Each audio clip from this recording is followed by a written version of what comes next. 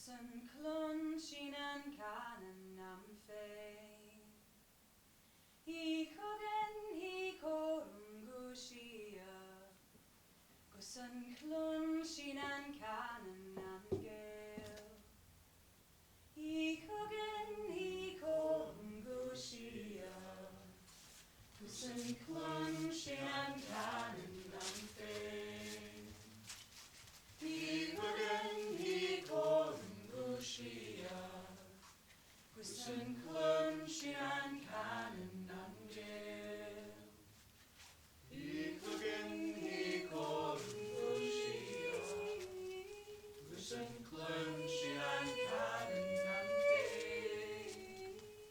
I kogen hi korungushia.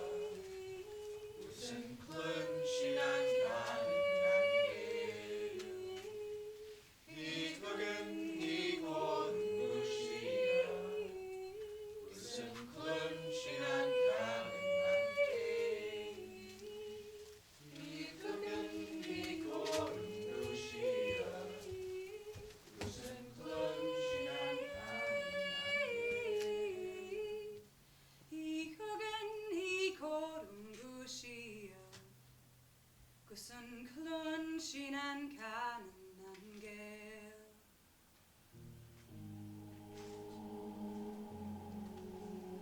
Ye shall chance, Camilla, to visit Bohemia on the like occasion where all my services are now unfit. Ye shall see, as I said, great difference betwixt our Bohemia and your Sicilia. I think this coming summer the King of Sicilia means to pay Bohemia the visitation which he justly owes them. Wherein our entertainment shall shame us, will be justified in our loves. Believe me, I speak as mine understanding instructs me, and mine honesty puts it to utterance. Cecilia cannot show himself overkind to Bohemia. They were trained together in their childhoods, and rooted betwixt them such an affection which cannot choose but branch now. Although absent, the heavens continue their loves. I think there is not in the world either malice or matter to alter it. You have an unspeakable comfort of your young Prince Mamilius. It is a gentleman of the greatest promise that ever came into my know. I very well agree with you in the hopes of him. It is a gallant child. Nine changes of the watery star has been the shepherd's note since we have left our throne without a burden.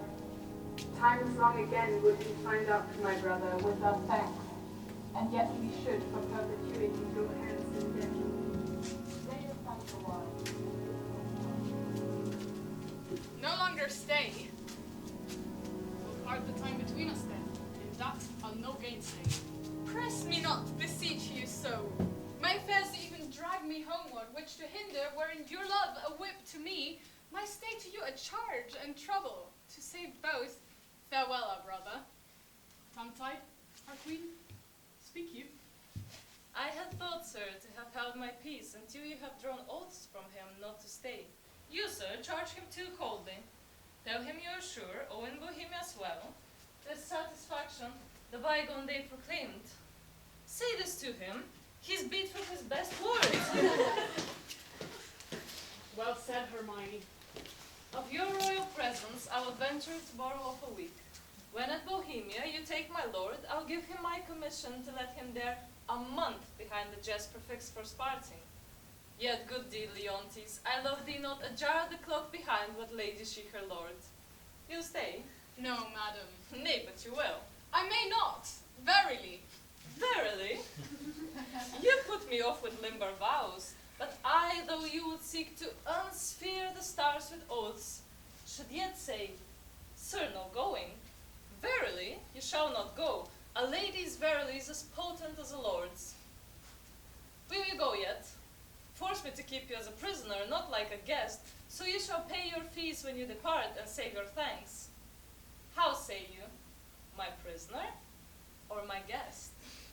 By your dread verily, one of them you shall be. Your guest then, madam. To be your prisoner should import offending, which, is less easy for me to commit than you to punish. Not your jailer then, but your kind hostess. Come, I'll question you of my lord's tricks and yours when you were boys. You were pretty lordings then? We were, fair queen, two lads that thought there was no more behind but such a day tomorrow as today, and to be boy eternal.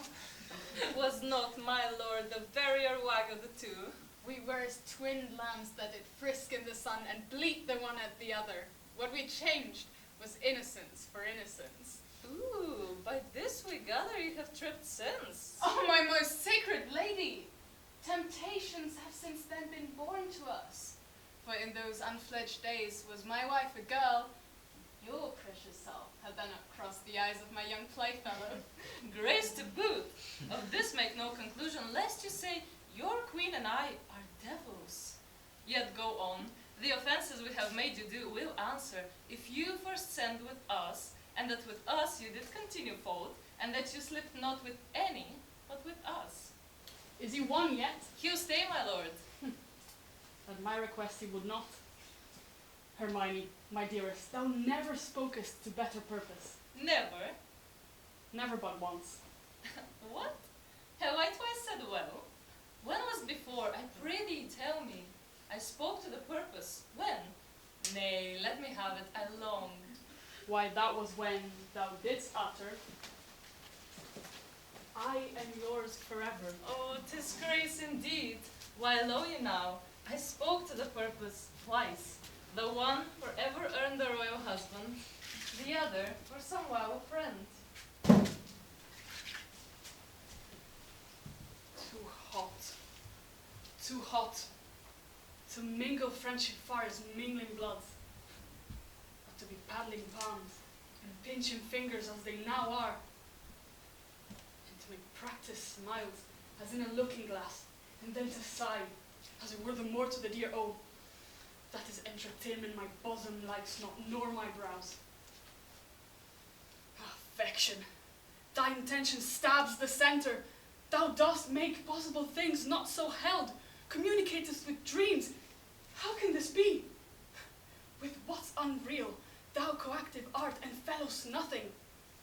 Then 'tis very credent, thou mayst co-join with something, and thou dost, and that beyond commission, and I find it, and that to the infection of my brain, and the sickening of my brows. What means Cecilia? Something seems unsettled. How, my lord! What cheer! How's it with you, best brother?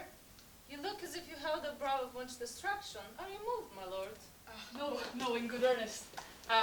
Looking on the lines of my boy's face, methought I did recall 23 years, and saw myself unbreeched in my green velvet coat, my dagger muzzled, lest it should bite its own master, and prove, as ornaments oft do, too dangerous. My brother, are you as fond of your young prince as we do seem to be of ours? If at home, sir, he's all my exercise, my mirth, my matter, now my sworn friend and then mine enemy, my parasite, my statesman, soldier, all.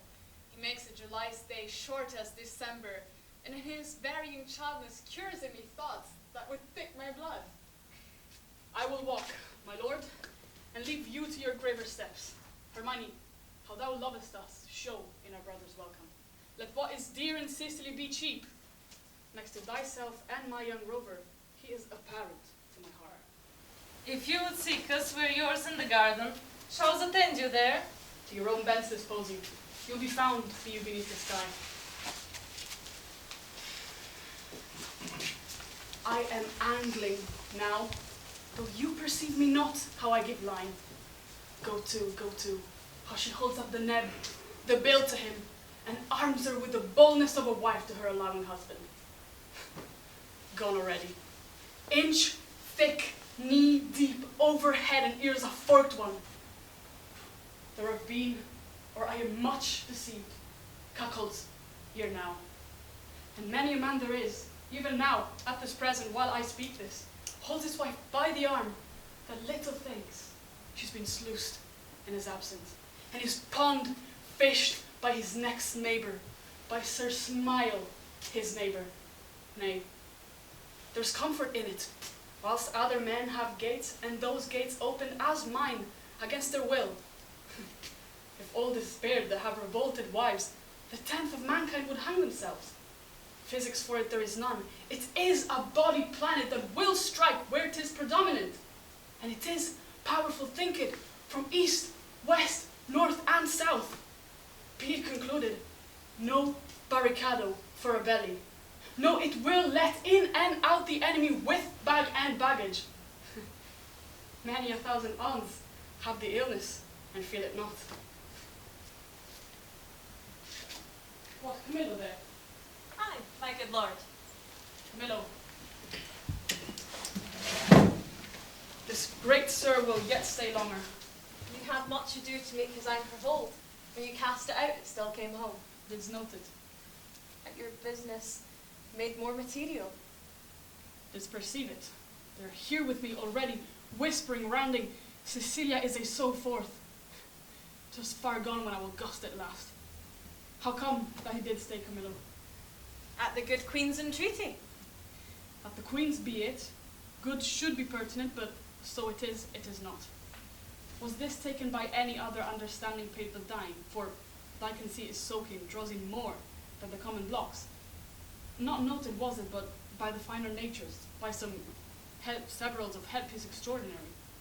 Lower masses perchance are to this business purblind. Say. Business, my lord. I think most understand that Bohemia stay here longer. Ah? Stay here longer? Aye, but why? To satisfy yourself and the treaties of our most gracious mistress. Satisfy? The entreaties of your mistress satisfy. Let that suffice. I have trusted thee, Camillo, with all the nearest things to my heart, as well my chamber councils, wherein thou, priest-like, hath cleansed my bosom. I from thee departed, thy penitent reformed, but we have been deceived in thy integrity, deceived in that which seems so. Be it forbid, my lord. To bide upon it, thou art not honest, or if thou inclinest that way, then thou art a coward, or else a fool, who sees the game played home, the rich stake drawn, and takes it all for jest. Gracious my lord, I may be negligent, foolish, and fearful, and all one of these no man is free. But beseech me your grace, be plainer with me. Let me know my trespass by its own visage. If I deny it, 'tis none of mine. Have you not seen, Camillo? What this past thou you have, or else your eyeglass is thicker than a cockerel's horn. Or heard, for to a vision such apparent rumor cannot be mute, or thought. For cogitation resides not in that man that does not think. My wife is slippery. If thou wilt confess, or else be impudently negative, to have nor eyes, nor ears, nor thoughts, then say, my wife's a hobby horse. Deserves a name as rank as any flax wench that puts two before her throat plight. Say it, and justify it. I cannot be a stander by to hear my sovereign mistress clouded so. Strew my vengeance, strew my heart. You never did speak what did become you less than this. Is whispering nothing? Is leaning cheek to cheek, is meeting noses? Kissing with inside lip, stopping the career of laughing with a sigh. A note infallible of breaking honesty, horsing foot on foot, skulking in corners, wishing clocks were swift. Hours, noon, midnight, and all eyes blind with the pin and web, but theirs only the wood unseen be wicked. Is this nothing? Why, that the world and all that's in it is nothing. The covering sky is nothing. Bohemia is nothing. My wife is nothing, nor nothing have these nothings, if this be nothing. Good my lord, be cured of this diseased opinion, the time's most dangerous. Say it be, 'tis true. No, my lord. It is. You lie, Camillo. I say thou liest, and I hate thee. Pronounce thee a gross lout, a mindless slave, or else a hovering temporizer, who canst, with thine eye, at once see good and evil, inclining to them both. Were my wife's liver as infected as her life, She would not see the running of one glass. Who infects her? Why, he that wears her like a medal, hanging about his neck. Bohemia! His cupbearer. Mightest bespice a cup to give mine enemy a lasting wink, which draught to me were cordial. I could do this, my lord, and with no rash potion, but a lingering dram that should not work maliciously like poison. But I cannot believe this crack to be my dread mistress, so sovereignly being honourable, I have loved thee. Make that thy question and go rot. Dost think I am so muddy, so unsettled to appoint myself in this vexation? Sully the purity and whiteness of my sheets. Give scandal to the blood of the prince, my son, who I think is mine and love is mine. Would I do this? Could men so blench? I must believe you, sir. I do. And will fetch off Bohemia Fort. Provided that, when he's removed, your highness will take your queen again like yours at first, for your son's sake, and thereby for sealing the injury of courts and kingdoms known and allied to yours. Thou dost advise me even so as I mine own course have set down. I'll give no blemish to her honour, none. Good my lord, go, and with a countenance as clear as friendship wears at feasts, keep with Bohemia and with your queen. This is all. Do it, and thou hast the one half of my heart. Do it not, thou splits thine own. I'll do it. And I'll seem friendly, as thou hast advised me. Oh, miserable lady. But for me, what case I stand in? I'm to be the poisoner of good Polixenes.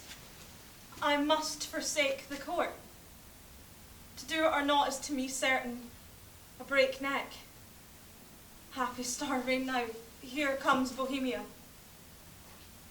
This is strange. Methinks my favour here begins to walk, not speak. Good day, Camillo. Hail, most royal sir. What is news in the court? None rare, my lord. The king hath on him such a countenance as he had lost a province and a region loved as he loves himself. Even now I met him with customary compliment, when he, wafting his eyes to the contrary, and falling a lip of much contempt, speeds from me, and so leaves me to consider what is breeding that changeth thus his manners. I dare not know. How? Dare not? Do not?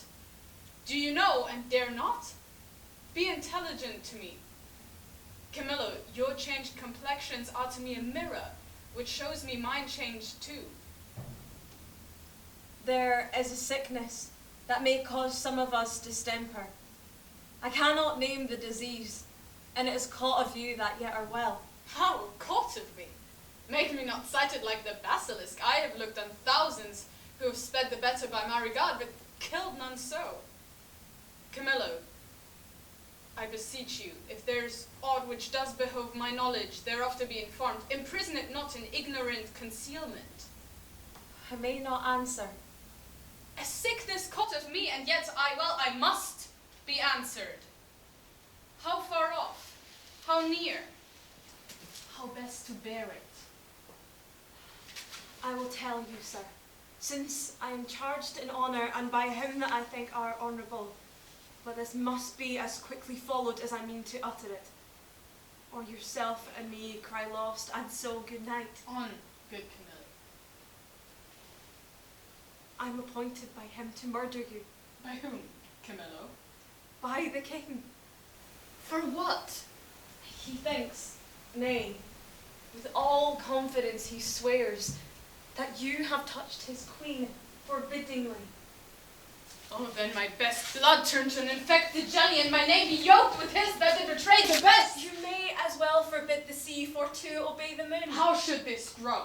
I know not, but I know 'tis safer to avoid what is grown than to question how 'tis born.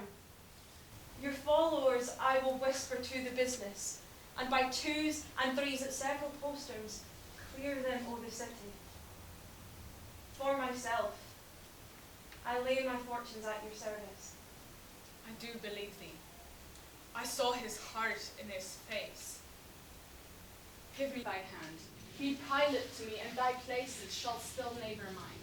My ships are ready. My people did expect my hence departure 2 days ago. This jealousy is for a precious creature.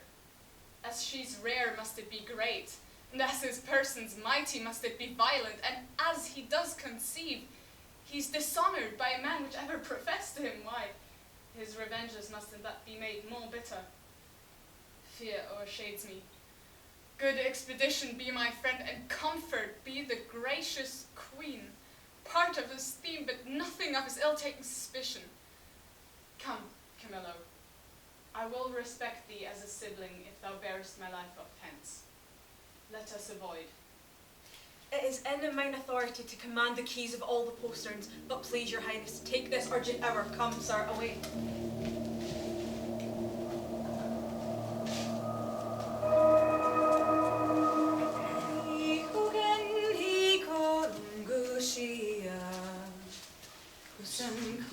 Sinan kanen am fei.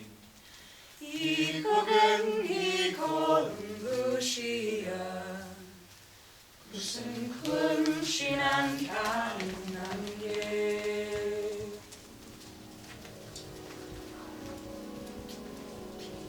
Take the boy to you. His sole troubles with his past enduring. Come, my gracious lord, shall I be your playfellow? No, I'll none of you. Come along, my sweet lord. Was he met there? His train, Camillo with him? Behind the tuft of the pines I met them. Never saw I men scour so on their way. I eyed them even to their ships. How blessed am I in my just censor, my true opinion. Alack, for lesser knowledge, how accursed in being so blessed. There may be in the cup a spider steeped, and one may drink, depart, and yet partake no venom, for his knowledge is not infected.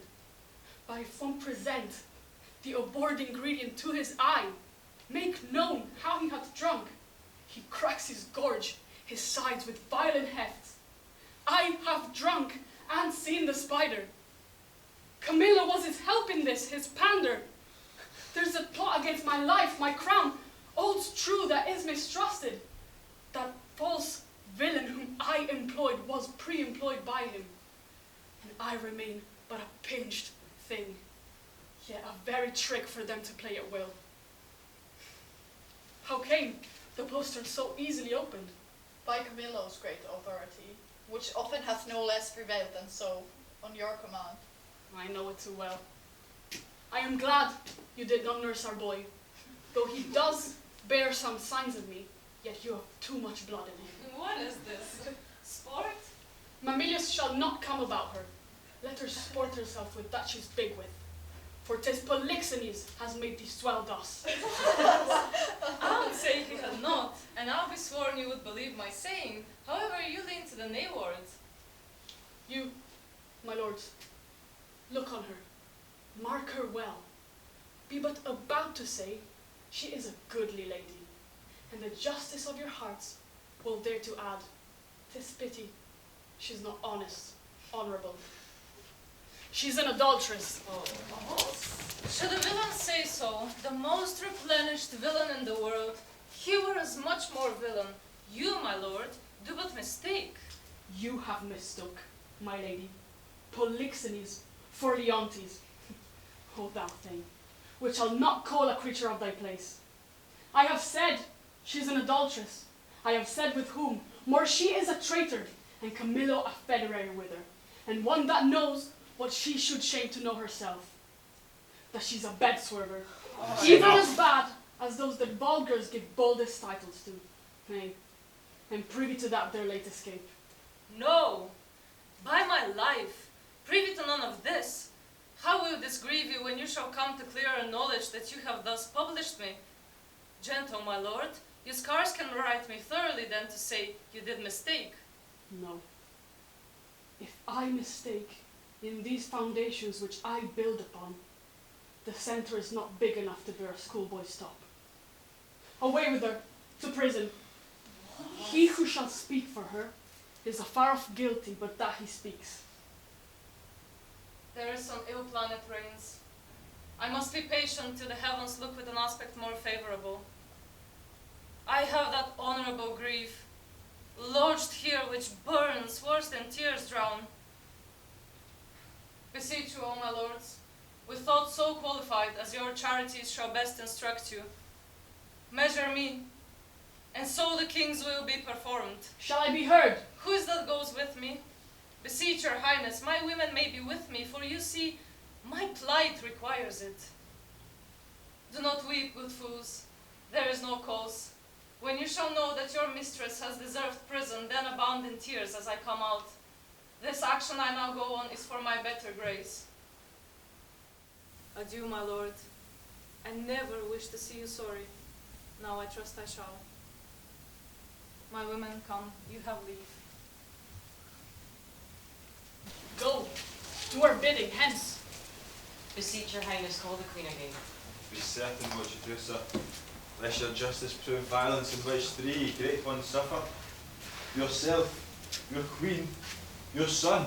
For her, my lord, I dare my life lay down, and will do it, sir. Please you to accept it, that the queen is spotless. In the eyes of heaven, and to you, I mean in this which you accuse her. If it proves she's otherwise, I'll lay my stables where I lodge my wife.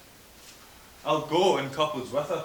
Then when I feel and see her no further trust her, aye, for every dram of woman flesh, aye, for every woman in the world is false if she be.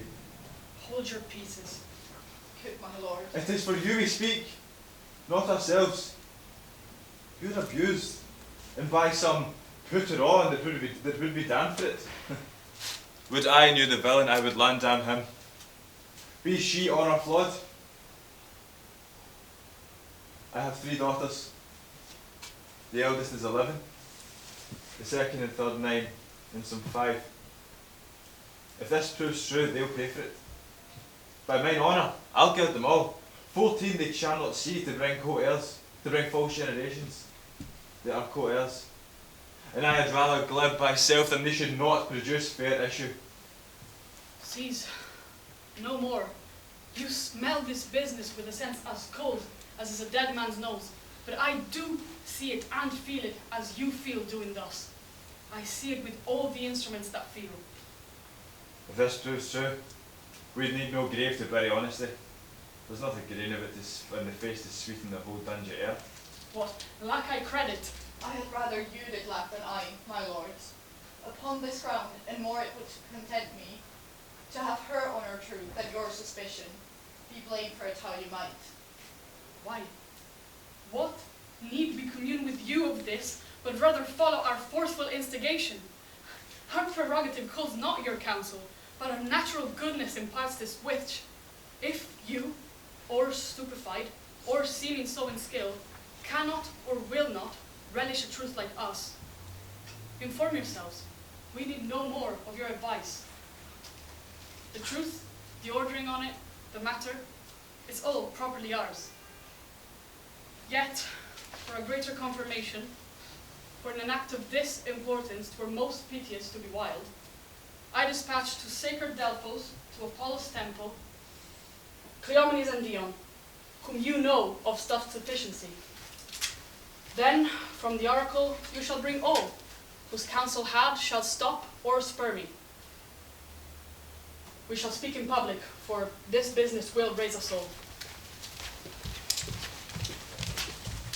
To laughter, as I take it, if the good truth were known.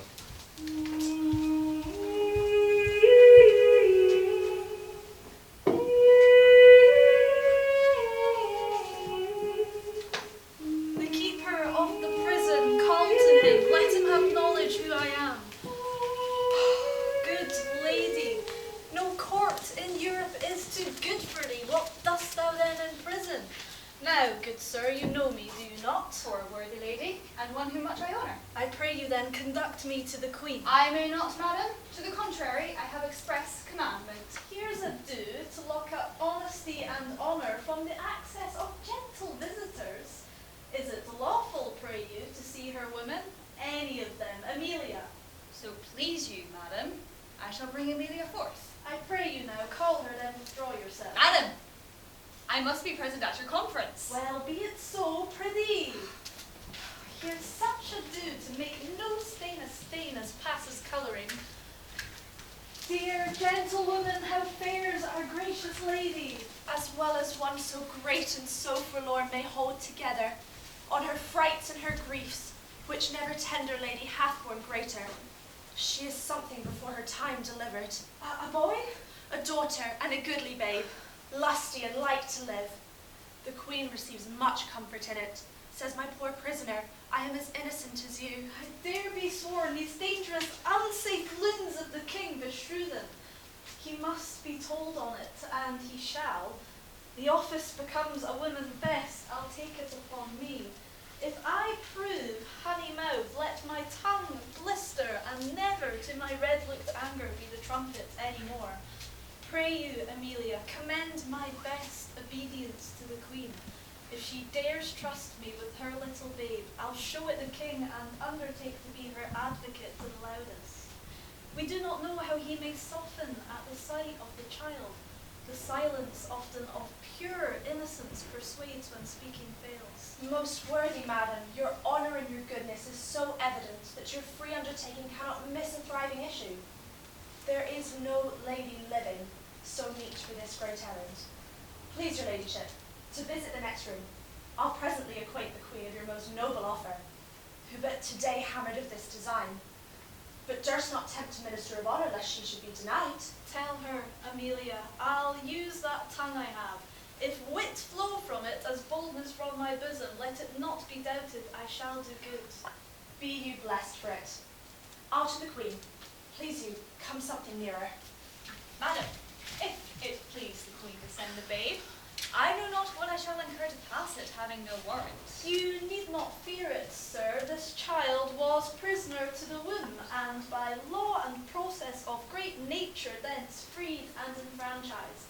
Not a party to the anger of the king, nor guilty of, if any be, the trespass of the Queen. I do believe it. Do not you fear. Upon mine honour I will stand betwixt you and danger. Nor night, nor day, nor rest. 'Tis good weakness to bear the matter thus. Mere weakness.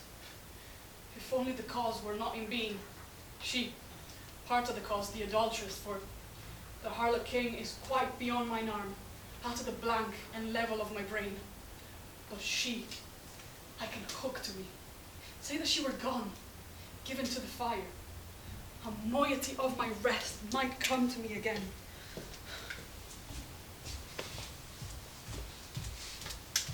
How does the boy? Tis rest good tonight, sir. Tis hope his sickness is discharged. To see his nobleness. Conceiving the dishonour of his mother, he straight declined. Fie, no thought of him. Let him be until the time they serve. Camillo and Polixenes laugh at me. Make their pastime at my sorrow. They should not laugh if I could reach them, nor shall she within my power. You must not enter. Nay, rather, good my lords, be second to me. Fear you his tyrannous passion more, alas, than the Queen's life?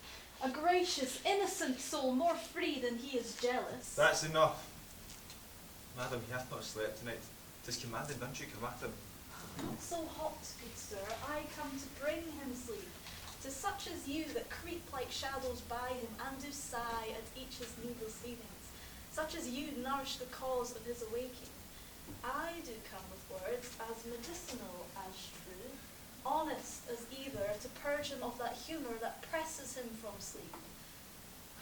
Good my liege, I come and I beseech you hear me, who profess myself your loyal servant, your physician, your most obedient counsellor, yet that dare less appear so in comforting your evils as such as most seem yours, I say I come from your good queen.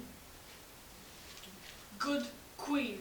Good queen, my lord, good queen. I say good queen, and would my combat make her good, so were I a man, the worst about you. Force her hence. Let him that makes but trifles of his eyes first hand me.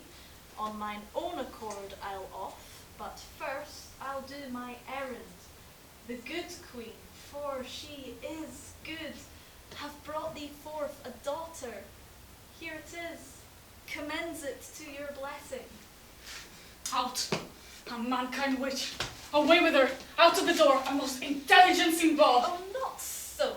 I am as ignorant in that as you in so entitling me, and no less honest than you are mad, which is enough, I'll warrant, as this world goes, to pass as honest. Traitors, will you not push her out? Give her the bastard, thou daughter, thou art woman tired, and roosted by thy dame Partlet. Give up the bastard, give it up, give it to thy crone. Forever unvenerable be thy hands, if thou givest up the princess by that forced baseness which he has put upon it. He dreads his wife. So I would you did, then 'twere past all doubt you'd call your children yours. A nest of traitors. I am none by this good light. Nor I, nor anyone that's here. This bastard is none of mine. It is the issue of Polixenes. It is yours. And might we lay the old proverb to your charge, so like you 'tis the worse. Behold, my lords, although the print be little, the whole matter and copy of the father. Eye, nose, lip, trick of her frown, her forehead, nay the valley, the pretty dimples of her chin and cheek, her smiles. What needs these hands? You that are thus so tender over his follies will never do him any good, not one of you. So,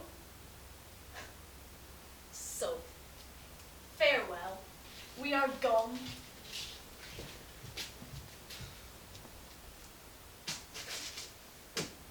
Thou, traitor, hast set on thy wife to this. My child, away with it.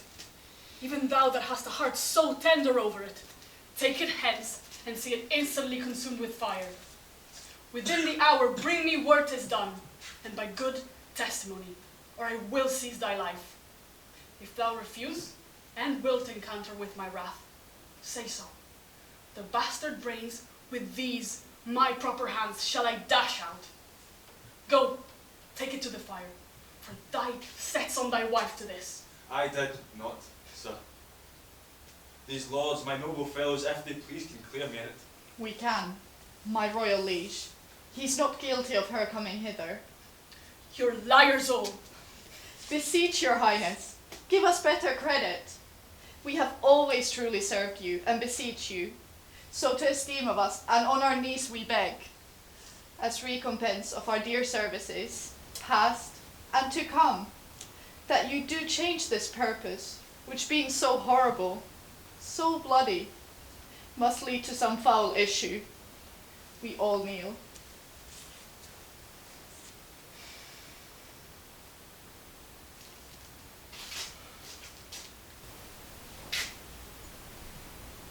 I am a feather for each wind that blows. Should I live on to see this bastard kneel and call me father? Better burn it now than curse it then. But be it, let it live. It shall not neither. You, sir, you that have a heart so tender over it, what will you adventure to save this brat's life? Anything, my lord. that my ability may undergo on nobleness impose. Upon which little blood I have left to save the innocent. Mark it and perform it, seize down. For the fill of any point in it shall not only be death to thyself, but to thy lewd-tongued wife. And for this time we pardon. We enjoin thee, as thou art liege man to us, that thou carry this female bastard hence, and that thou place it to some remote and desert place quite outside of our dominions, and that there thou leave it, without more mercy, to its own protection and favour of the climate. As by strange fortune it came to us, I do injustice charge thee, on thy soul's peril and thy body's torture, that thou commend it some place where chance may either nurse or end it. I swear to do this. Your present death had been more merciful. Come on, poor babe. Some powerful spirit instruct the kites and ravens to be thy nurses. Wolves and bears, they say, casting their savageness aside, have done like officers of pity. Sir, be prosperous. And more than this deed does require, and blessing against thy curses, fight on thy side. No, I'll not rear another's issue. My lord, the post from those you sent to the oracle hath come an hour since. Cleomenes and Dion being well arrived from Delphos are hastening to the court. 'Tis good speed. 23 days they've been absent. Foretells the oracle will finally have the truth of this appear. Prepare yourselves. Summon a session that we may arraign our most disloyal lady. For as she hath been publicly accused, so shall she have a just and open trial. While she lives, my heart will be a burden to me.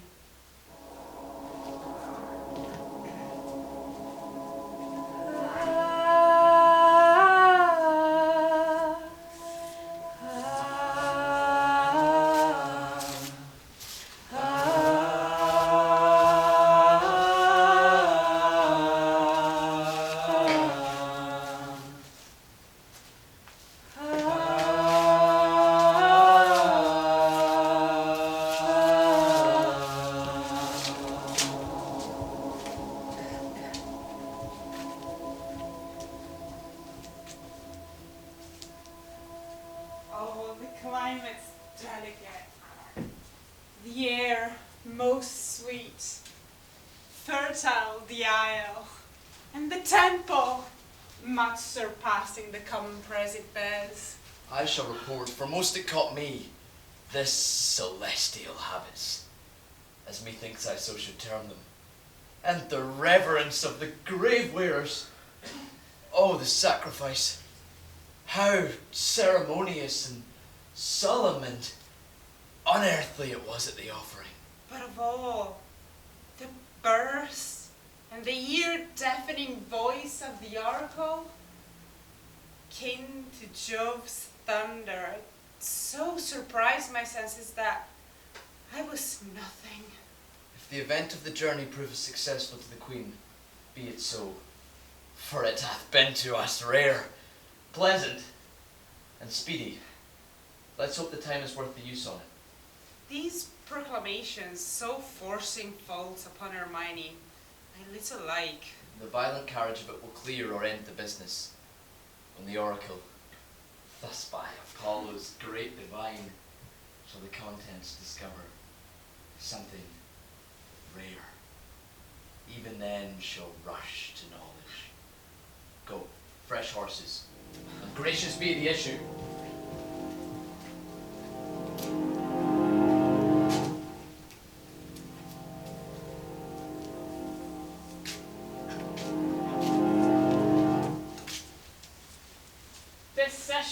To our great grief we pronounce, even pushes against our heart, the party tried, the daughter of a king, my wife, and one of us too much beloved. Let us be cleared of being tyrannous, since we so openly proceed in justice, which shall have due course, even to the guilt or the purgation. Produce the prisoner. It is His Highness's pleasure that the Queen appear in person here in court.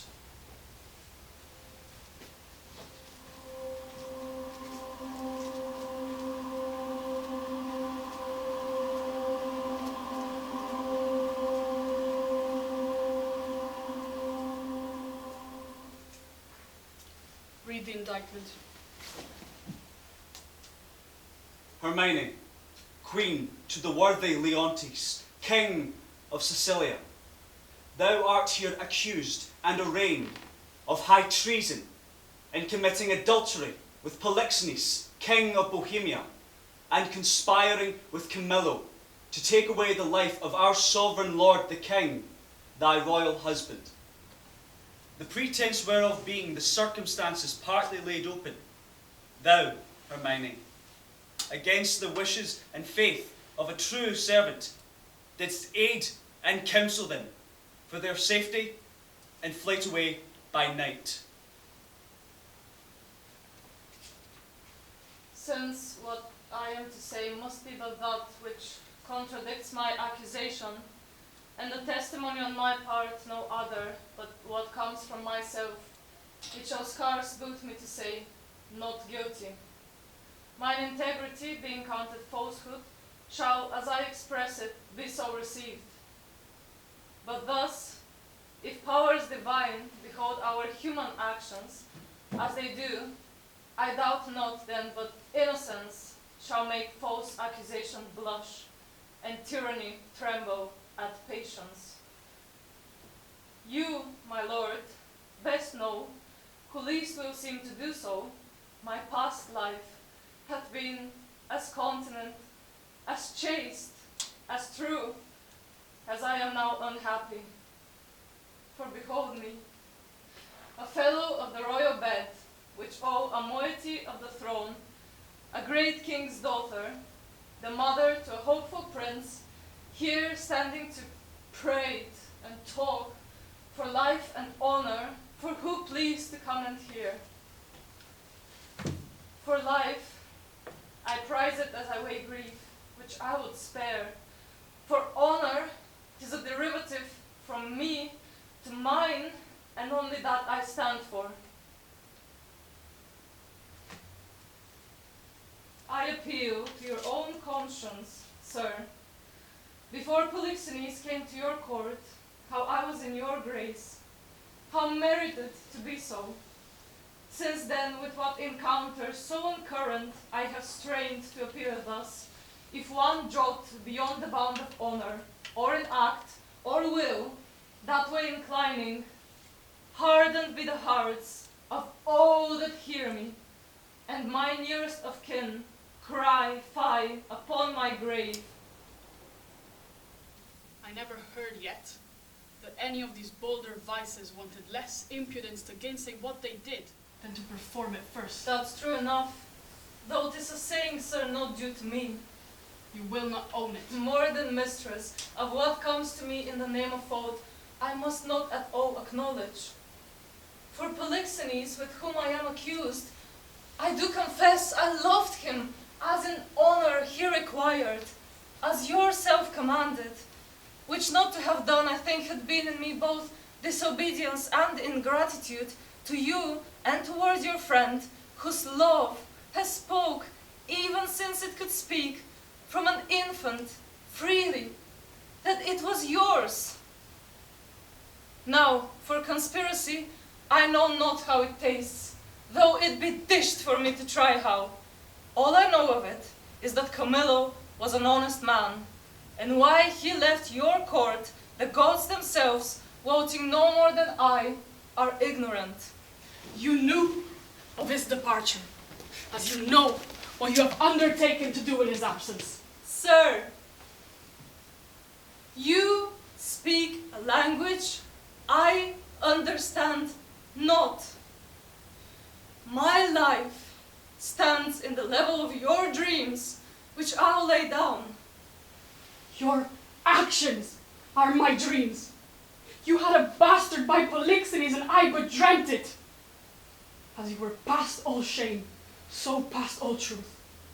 And as your bastard has been cast out like to its own, no father owning it, So you shall feel our justice, in whose easiest passage look for no less than death. Sir, spare your threats. The bug which you would fright me with, I seek. To me can life be no commodity. The crown and comfort of my life, your favour, I do give lost. For I do feel it gone, but know not how it went. My second joy and first fruits of my body, from his presence I am barred like one infectious. My third comfort, start most unluckily, is from my breast, the innocent milk in its most innocent mouth, haled out to murder. Myself, on every post, proclaimed as trumpet, with immodest hatred, the childbed privilege denied which longs to women of all fashion. Lastly, hurried here to this place in the open air before I have got strength of limit. Now, my liege, tell me what blessings I have here alive, that I should fear to die. Therefore proceed. But yet hear this. Mistake me not. No life, I prize it not a straw, but for mine honour, which I would free, if I shall be condemned upon surmises. Oh, prove sleeping else, but what your jealousies awake. I tell you, 'tis rigour and not law. Your honours all, I do refer me to the oracle. Apollo be my judge. This your request is altogether just. Therefore bring forth, and in Apollo's name, his oracle.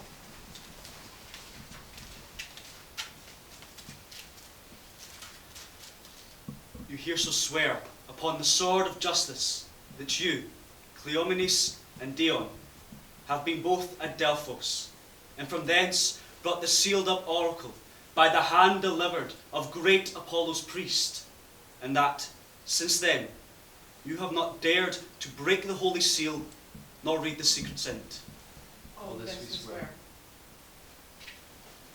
Break up the seals and read.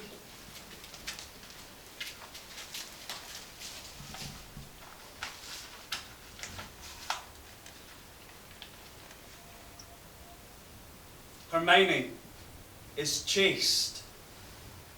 Polixenes, blameless. Camillo, a true subject. Leontes, a jealous tyrant. His innocent babe, truly begotten. And the king shall live without an heir, if that which is lost is not found. Blessed be the great Apollo. Praised. Hast thou read truth? Aye, my lord, even so as it is here set down.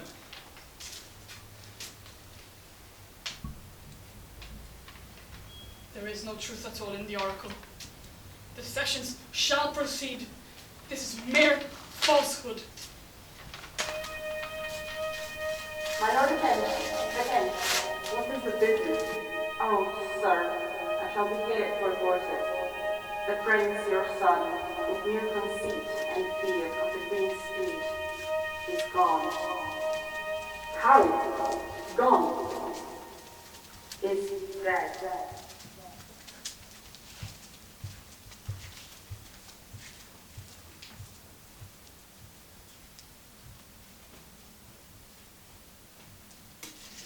Oh,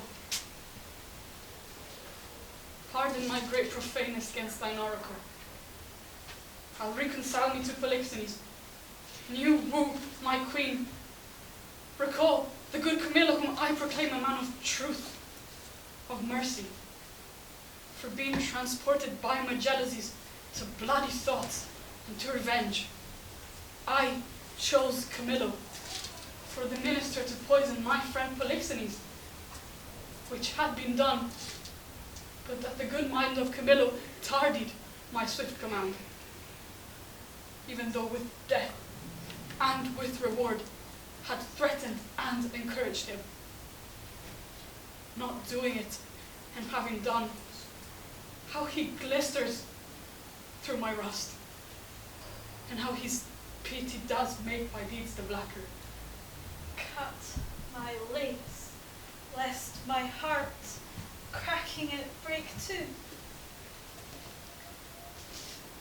What studied torments, tyrant, asked for me? What wheels, racks, fires, what flaying, boiling in leads or oils? What old or newer torture must I receive, whose every word deserves to taste of thy most worst? Thou wouldst have poisoned good Camillo's honour to have him kill a king.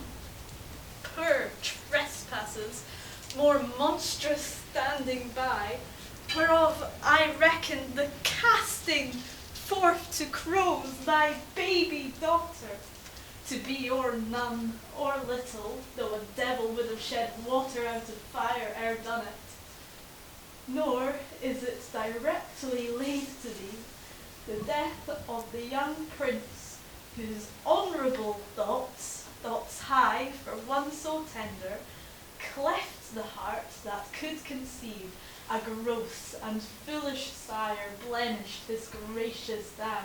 This is not no late to thy answer. But the last, O Lord, when I have said, cry, woe, the queen, the sweetest, dearest creature's dead, and vengeance for it not dropped down yet. She's dead.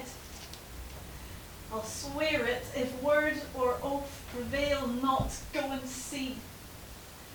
But O thou tyrant, do not repent these things, for they are heavier than all thy woes can stir. Therefore betake thee to nothing but despair. Go on. Go on. I have deserved all tongues to talk their bitterest. I'm sorry for it. All faults I make, when I shall come to know them, I do repent. Sir, royal sir, forgive a foolish woman. The love I bore your queen, love full again, I'll speak of her no more, nor of your children. I'll not remind you of mine own lord who is lost, to take your patience to you, and I'll say nothing. Prithee, bring me to the dead bodies of my queen and son. One grave shall be for both. Come, lead me on to these sorrows.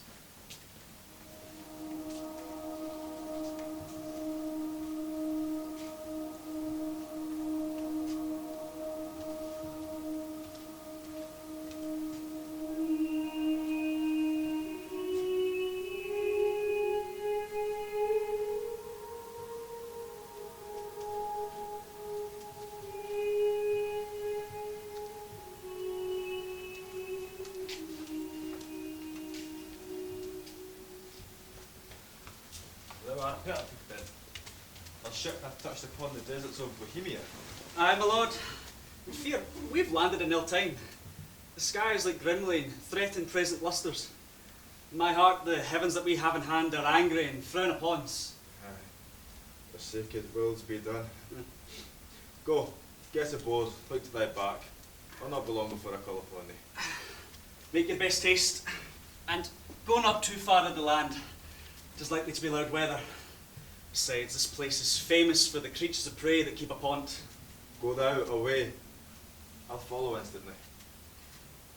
I'm glad at heart to be so rid of the business.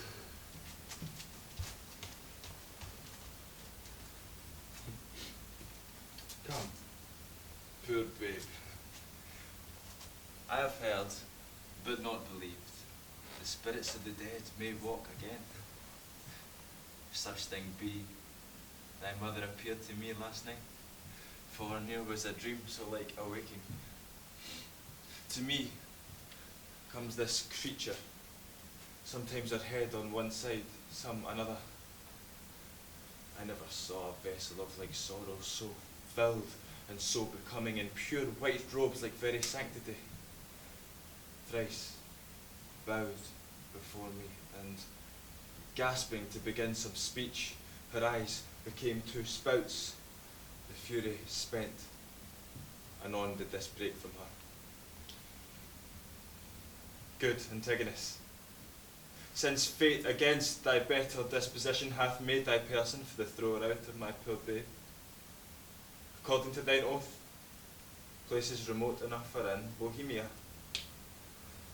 There weep, and leave it cry, and for the babe is counted lost forever. For this ungentle business put on thee by my lord, thou ne'er shalt see thy wife Paulina more. And so with shrieks she melted into air. Frighted much, I did in time collect myself and thought this was so, and no slumber. Dreams are toys, yet for this one, she superstitiously, I will be squared by this. I do believe Hermione hath suffered death, and as Apollo would, this being indeed the issue of King Polixenes, it should be here laid, for life or death, upon the earth of his right father. There lie, and there thy character. There these, which may, if fortune please, breed thee pretty, and still rest thine.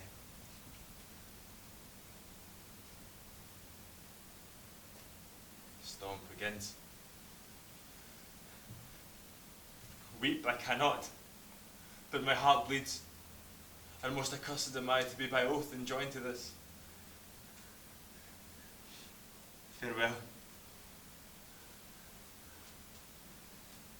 The day frowns more and more, though I'd like to have a lullaby too rough. I never saw the heavens so dim by day. A savage clamour. Well, may I get aboard? This is the chase. I am gone forever.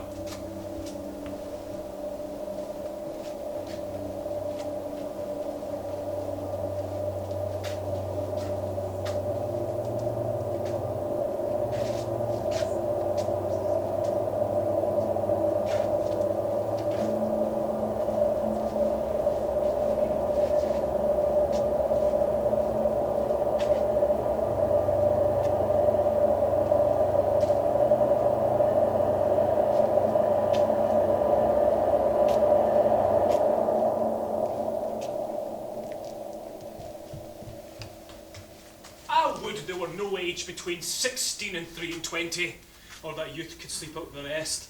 For there is nothing in the between but getting wenches with child. Aye, wronging the ancientry, stealing, fighting. Hark ye now, would any but these boiled brains of 19 and 2 and 20 hunt this weather? They have scared away 2 of my best sheep, which I fear the wolf will sooner find than the master. If any were to have them, 'tis by the seaside browsing of ivy. Oh, good luck. And it be thy will, what have we here? Mercy on us. A bairn. Very pretty bairn. A boy or a child, I wonder. Oh, a pretty one, a very pretty one. I'll share some scape, though I am not bookish, yet I can read waiting gentlewomen in the scape. I'll take it up for pity, yet I'll tarry till my son come. He hallooed even but now. What? Art so near? If thou do see a thing to talk on when thou'rt dead and rotten. Come hither! Oh, what ailest, old man? I have seen two such sights, by sea and by land. Though I not to say it is a sea, for it is now in the sky, and betwixt the firmament and it you cannot thrust a bodkin's point. Why, boy, how is it? Oh, I would you could but see how it chafes, how it rages, how it takes up the shore. Oh, but that's not the point. Oh, how the poor souls, the cries of them. Oh, and for the land surface to see how the bear tore out his shoulder bone, and how he cried to me for help and said his name was Antigonus, a nobleman. But to make an end of the ship, oh, how the poor souls roared, and the sea mocked them, and how the poor gentleman roared, and the bear mocked him, both roaring louder than sea or weather. Name of mercy, boy. When was this? Now, I have not winked since I last saw these sights. The men are not yet cold under water, nor the bear hath dined on the gentleman. He's at it now. Would I had been by to have helped the old man? I would you had but been by the shipside to have helped her. There your charity would have lacked footing. Heavy matters, heavy matters. But look thee here. Thou mettest with things dying, I with things newborn. Now bless thyself. Look thee. A barren cloth for a squire's child. And look thee here. Take it up, boy, open it. So, let's see. It was told that I should be rich by the fairies. This is some changeling. Open it, boy. What's within? You are a maid, old man. If the sins of your youth are forgiven you, you are well to live. It's gold, all gold. This is fairy gold. Up with it, boy. Keep it close. Home, home the next way. We are lucky, boy, and to be so still requires nothing but secrecy. Let my sheep go. Come, good boy, the next way home. Go you the next way with your findings. I'll go see if the bear be gone from the gentleman, and how much he hath eaten. They are never cursed but when they are hungry. If there be any left of him, I'll bury it. That is a good deed. If thou mayest discern that which is left of him what he is, fetch me to the sight of him. Marry, will I, and you shall help to put him in the ground. 'Tis a lucky day, boy, and we'll do good deeds on't.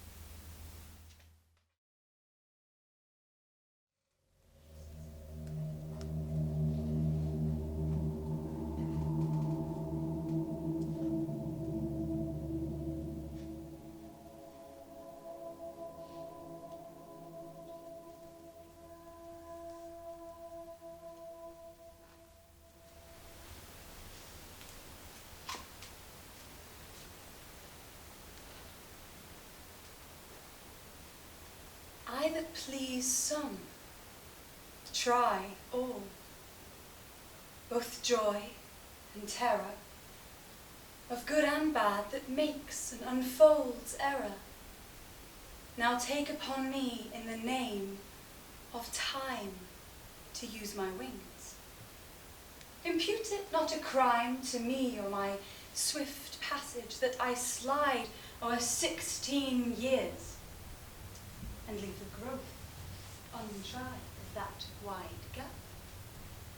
Since it is in my power to o'erthrow law, and in one self-born hour to plant and o'erwhelm custom, let me pass. The same I am ere ancients' order was, or what is now received.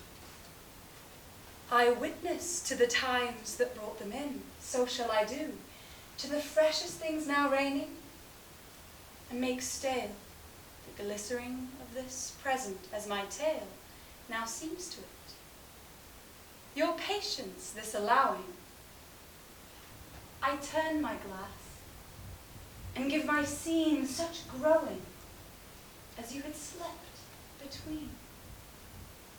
Leontes leaving, the effects of his fond jealousy so grieving that he shuts up himself. Imagine me, gentle spectators, that I now may be in fair Bohemia. And remember well, I mentioned a son of the king's, which Florizel I now name to you. And with speed so pace, to speak of Perdita, now grown in grace, equal with wandering. What of her ensues? I list not prophecy, but let time's news be known when 'tis brought forth. A shepherd's daughter, and what to her adheres which follows after, is the argument of time. Of this, alas, if ever you've spent time worse ere now, if never, yet that time himself doth say, he wishes earnestly, you never may.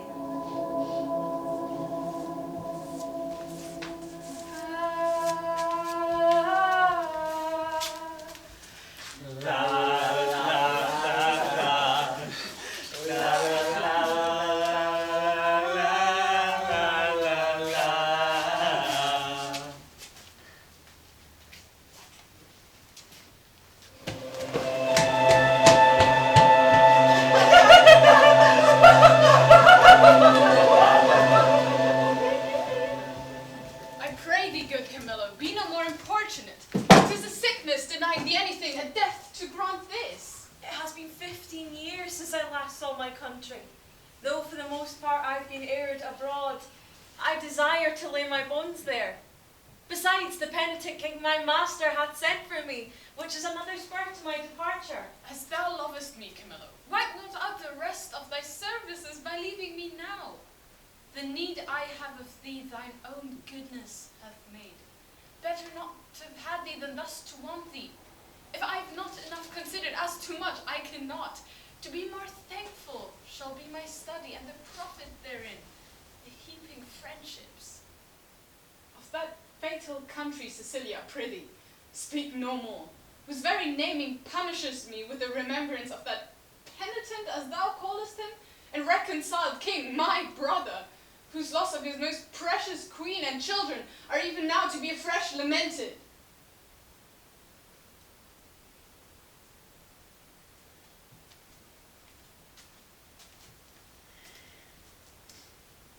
Say to me, when sawest thou the Prince Florizel, my son?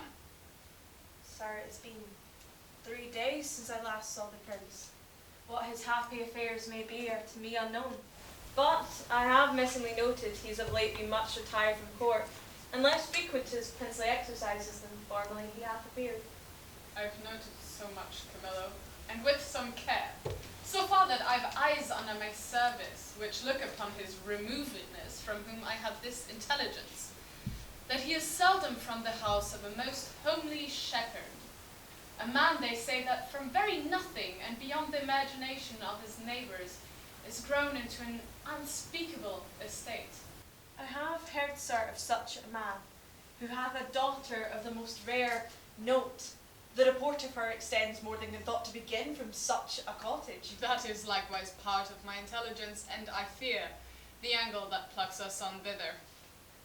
Thou shalt accompany us to the place, where we will, not appearing what we are, have some question with the shepherd, from whose simplicity I think it not uneasy to get the cause of my son's result thither.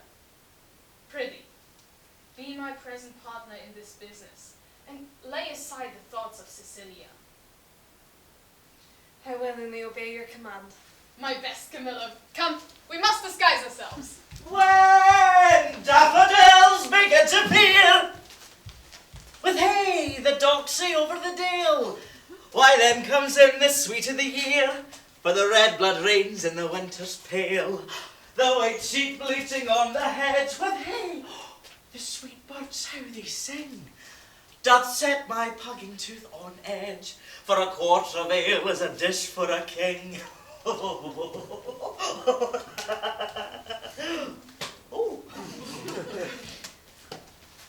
I have served Prince Florizel, and in my time wore 3 pile. But now I am out of service. But shall I go mourn for that, my dear? No, no, no, no. My father named me Autolycus, who, being as I am, littered under Mercury, was likewise a snapper up of unconsidered trifles.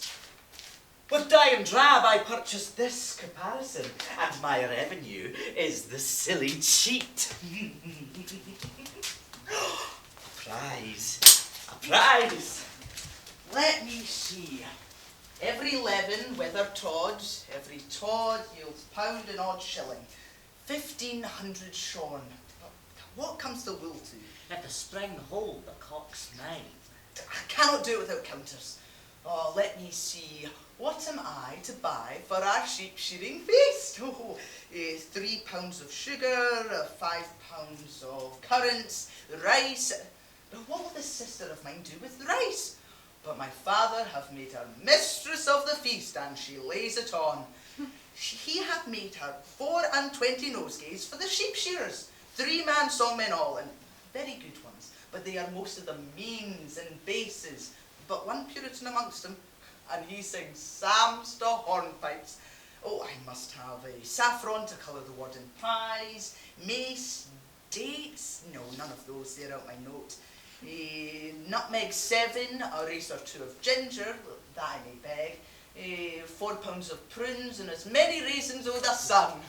Oh, that ever I was born in the name of me! Oh, help me, help me! Pluck but off these rags, and then death, death! Alack, poor soul, thou hast need of more rags to lay on thee rather than have these off. I am robbed, sir, and beaten. My money and apparel ta'en from me, and these detestable things put upon me. What manner of fellow was he that robbed you? A fellow, sir, that I have known to go about with troll my dames. I knew him once a servant of the prince. I cannot tell for which of his virtues it was, but he was certainly whipped out of the court. Vices, you would say. There's no virtue whipped out of the court. They cherish to make it stay there, yet it will no more but abide. Vices, I would say, sir. I know this man well. He hath been since an ape bearer, then a process server, then a bailiff, then he made a motion of the prodigal son and married a tinker's wife within a mile hence from where my land and living lies. And having flown over many knavish professions, he settled only in rogue. Some call him Autolycus. Out upon him, prig, for my life, prig! Oh, he haunts wakes and fairs and bear baiting. Very true, sir. He, sir, he. That's the one that put me into this apparel. Oh, not a more cowardly rogue in all Bohemia. If you had but looked big and spat upon him, he'd have run. I must confess to you, sir, I am no fighter. I am false of heart that way, and that he knew I warrant him. How do you now? Oh, good sir. Oh, good sir. Much better than I was. I can stand and walk. I will even take my leave of you and pace softly towards my kinsman's. Shall I help you on the way? No, good sir. No, sweet-faced sir. Then fare thee well. I must go buy spices for our sheep shearing. Oh, prosper you, sweet sir. Toodle. Bye-bye. Your purse is not hot enough to purchase your spice. I'll be with you at your sheep shearing too. If I make not this cheat bring out another, and the shearers prove sheep, let me be unrolled and my name put in the book of virtue. Jog on, the footpath way, and merrily hent the style, eh? A merry heart goes all the way, your satires in a mile, eh? These your unusual weeds that each part of you do give a life. And no shepherdess, but Flora, peering in April's front. This your sheep shearing is a meeting of the petty gods and you the queen. Sir, my gracious lord, to chide at your extremes and not becomes me. Oh, pardon that I name them, your high self, the most gracious mark of the land. You obscured yourself with a swain's wearing, and me, a poor lonely maid, most goddess-like cranked up. But at our feast, in every mess has folly, and the feeders digest it with the custom. should blush to see you so attired. Sworn, I think, to show myself at last. I bless the time when my good falcon made her flight across thy fires. Now, Jove forwards you cause. To me, the difference forages dread. Your high self has not been used to fear. But even now, I'm to think if your father passed this way by accident as you did. Oh, the fates! How would he look?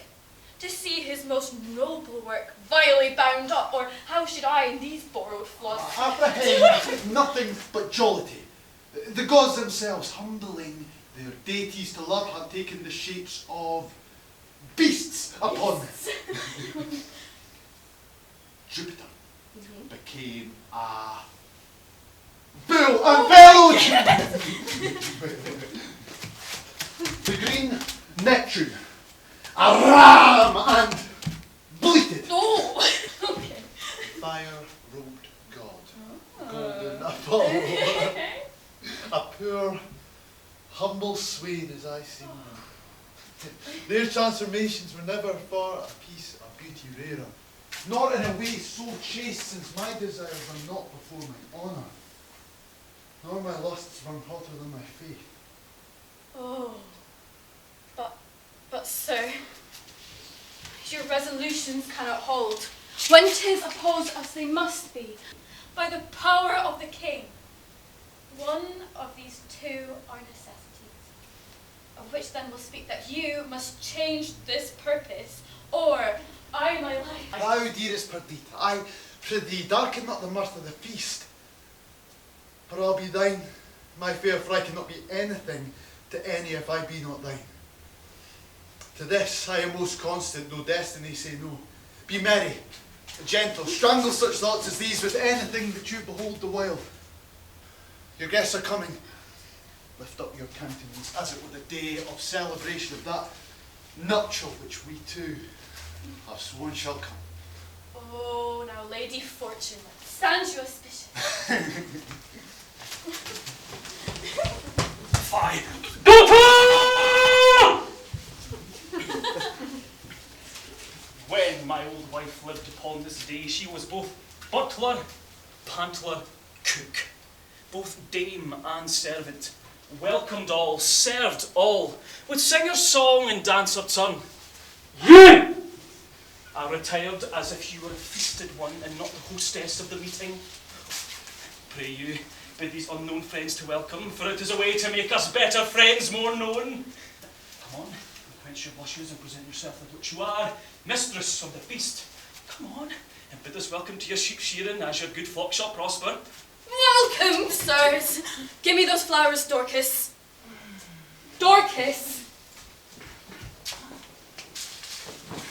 For you, there is rosemary and rue. These will keep seeming and savour all winter long. Grace and remembrance be to you both, and welcome to our shearing. Shepherdess, a fair one are you? Well you fit our ages with flowers of winter. And for you, my fairest friend, I would I had flowers of spring that might become your time of day. These I like to make garlands of, and to strew him over and over. What, like a corpse? No. Like a bank for love to lie on and to play on, not like a corpse, or if to be buried, to be quick, and in mine arms. Come, take your flowers. When you speak, sweet, I'll have you do it ever. When you do dance, I wish a wave o' the sea that you might ever do nothing but that. Oh, your praises are too long. I think you have as little skill to fear as I have purpose to put you to. But come, your hand I pray, my Perdita, and turtles pair that never mean to part. I'll purpose them to it. This is the prettiest low-born lass that ever ran on the green sward. Nothing she does or seems but smacks of something greater than herself. Too noble for this place.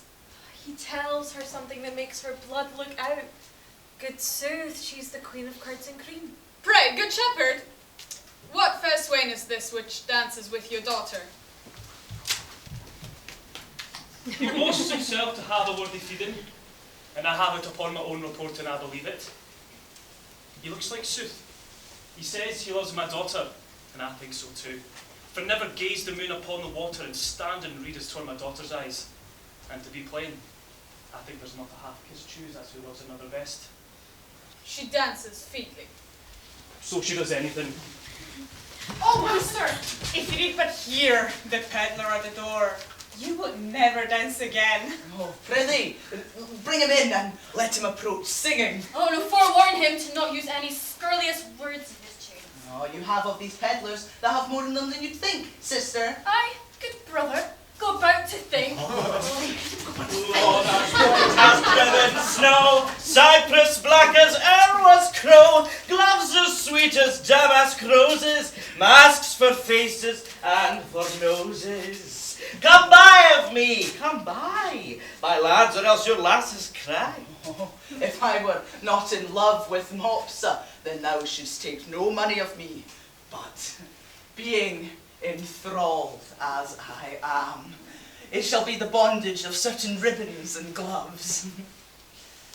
I was promised them against the feast, but they come not too late now, no. He hath promised you more than that. Or there be liars.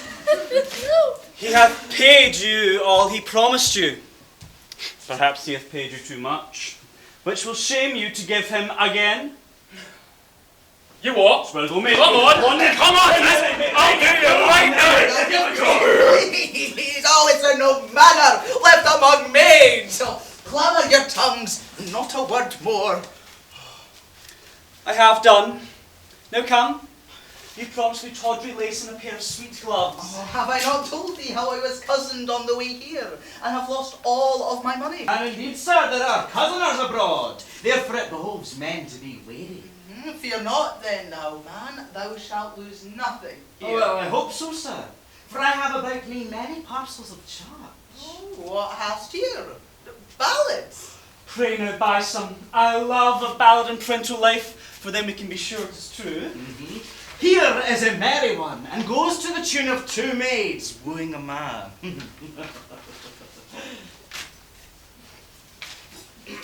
We can both sing it. If thou'lt bear a part, thou shalt hear it. 'Tis in 3 parts. We had the tune on a month ago.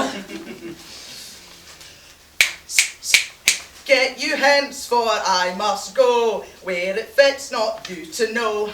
Whither? Oh, whither? Whither? It becomes thy oath the well, thou to me thy secrets tell. Me to let me go thither. Again, me! Oh, we've been over this before. To the song! Oh, that goes to the orange or the male. If to either thou dost ill. Neither. What?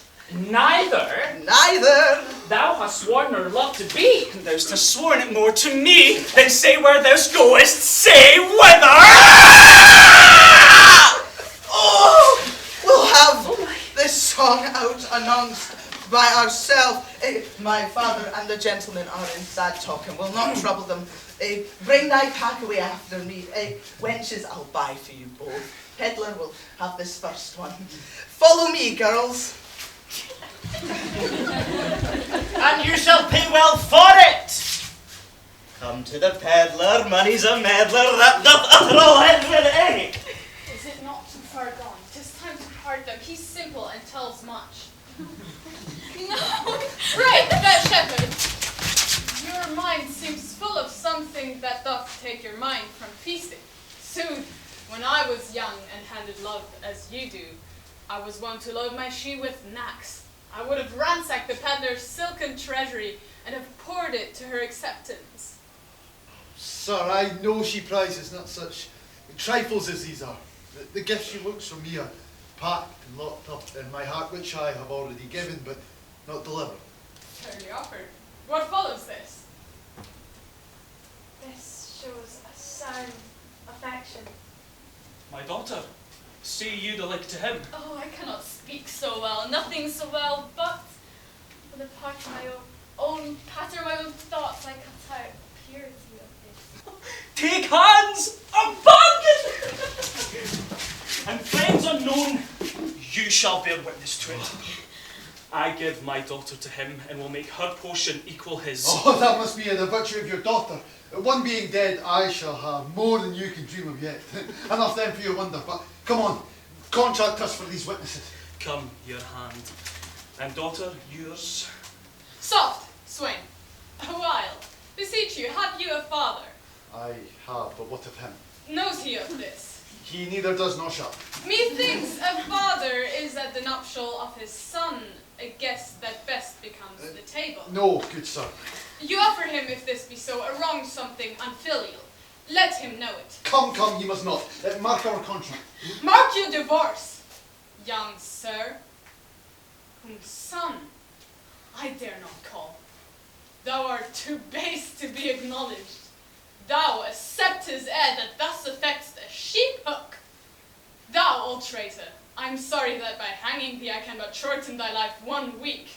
And thou, fresh piece of excellent witchcraft, who of force must know the royal fool thou copest with. Oh, my heart. I'll have thy beauty scratched with the briars and made more homely than thy state. For thee, fond boy, if I may ever know thou dost but sigh, that thou no more shalt see this knack, as never I mean thou shalt, will bar thee from succession, not hold the upper kin, no, not our blood. Fall then, Deucalion, off, mark thou my words, follow us to the court.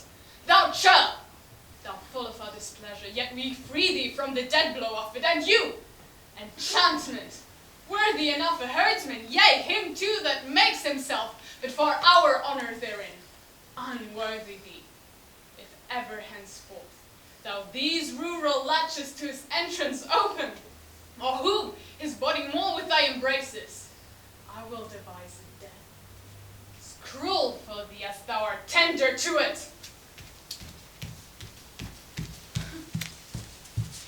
Even here undone, I was not much afeard, for once or twice I was about to speak and tell him plainly that the self-same sun that shines upon his court hides not his visage from our cottage, but looks on, alike.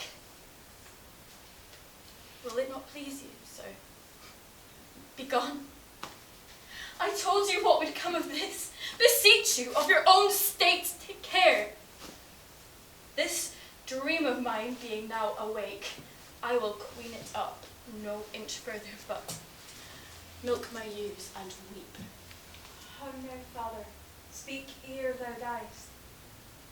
I cannot speak, nor think, nor dare to know that which I know. Undone! Undone. If I live to die in this hour, I have lived to die when I desire.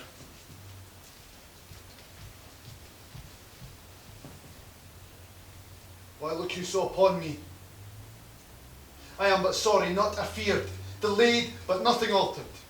What I was, I am. More straining on for plucking back, not following my leash unwillingly. Gracious, my lord, you know your father's temper. At this time he will allow no such speech, which I do guess you do not purpose to him, as hardly he will endure your sight, yet I fear. Until the fury of his highness settle, come not before him. I think Camillo. Even he, my lord. I told you 'twould be thus. I told you I would not have my dignity till 'twere known. I cannot fail but by the violation of my faith, and then let nature crush the sides of the earth together and mar the seeds within. Lift up thy looks. From my succession, wipe me, father. I am heir to my affection. Be advised. I am. And by my fancy, if my reason will thereto be obedient, I have reason. If not, my sense is better pleased with badness. Do bid it welcome. This is desperate, sir. So call it. But it does fulfill my vow. I needs must think it honesty, Camillo, not for Bohemia, nor for the pomp that maybe there it gleamed, for all the sun seas, or the closed earth wombs, or the profound sea hides in unknown fathoms will I break my oath to this, my fair beloved. Therefore I pray you, as you have ever been my father's honoured friend when he shall miss me, as in faith I mean not to see him any more. Cast your good counsels upon his passion, let myself and fortune tug for the time to come. This you may know and so deliver. I am put to sea with her, whom here I cannot hold on shore, and most opportune to our need. I have a vessel rides fast by, but not prepared for this design. What course I mean to hold shall nothing benefit your knowledge, nor concern me the reporting. Oh, my lord! I would your spirits were easier for advice or stronger for your need. Have you thought on a place whereto you'll go? Not any yet. But as unthought on accident is guilty to what we wildly do, so we profess ourselves to be the slaves of chance and flies of every wind that blows. Then list to me. This follows, if you will not change your purpose, but undergo this flight, make for Sicilia, and there present yourself and your fair princess, for so I see she must be before Leontes, as she's inhabited the partner of your bed. Methinks I see Leontes opening his free arms and weeping his welcomes forth, and asks thee, the son, forgiveness, as 'twere I the father's person that kisses the hand of your fresh princess, that o'er and o'er divides him betwixt his unkindness and his kindness, faster than thought or time. Worthy Camillo, what colour for my visitation shall I hold before him? Sent by your father, the king, to greet him and give him comforts and speak his very heart. All the thorns we stand upon. Camillo, preserver of my father, now of me, the medicine of our house. How shall we do? We are not furnished like Bohemia's son, nor shall appear in Sicilia. Fear none of this. I think you do all know my fortunes lie there. It shall be so in my care to have you royally appointed as if the scene you play were mine.